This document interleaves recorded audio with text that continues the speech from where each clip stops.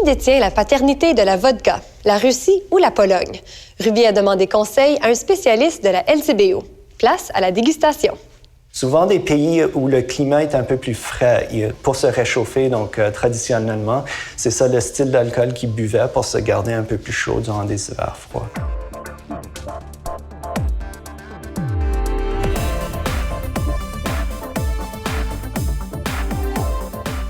Alors, Gabriel, quand je pense vodka, je pense cocktail. On mélange avec des jus, on mélange avec d'autres boissons, mais c'est pas exactement ça. Comment est-ce qu'on devrait boire ce spiritueux?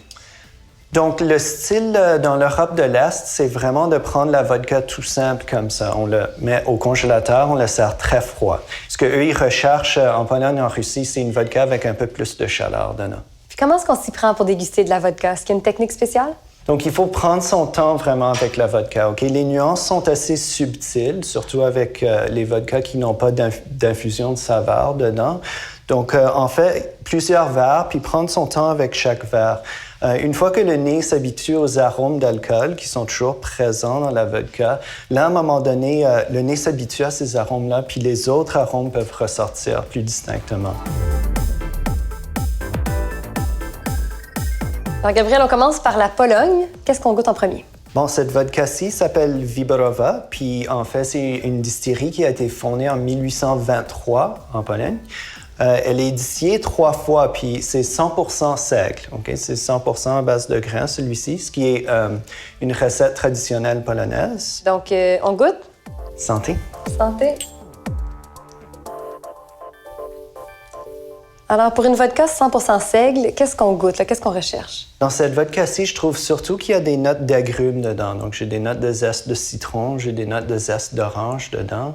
Il y a une petite chaleur bienfaisante qui en ressort, mais pas trop. Je trouve qu'il ferait un très bon choix pour un martini à la vodka. Maintenant, on fait un tour en Russie. J'ose même pas prononcer le nom qui est écrit sur l'étiquette. Qu'est-ce qu'on boit? Yuri Dolgoruki. Celle-ci, donc, 100% blé. Qu'est-ce que ça change au niveau du goût? Découvrant. OK. Ça sent moins fort que tantôt, en tout cas. C'est exact. Ici, c'est quand même, je pense, un vodka plus luxueux. Donc, cette vodka-ci présente un peu plus de chaleur, mais elle est vraiment facile à boire.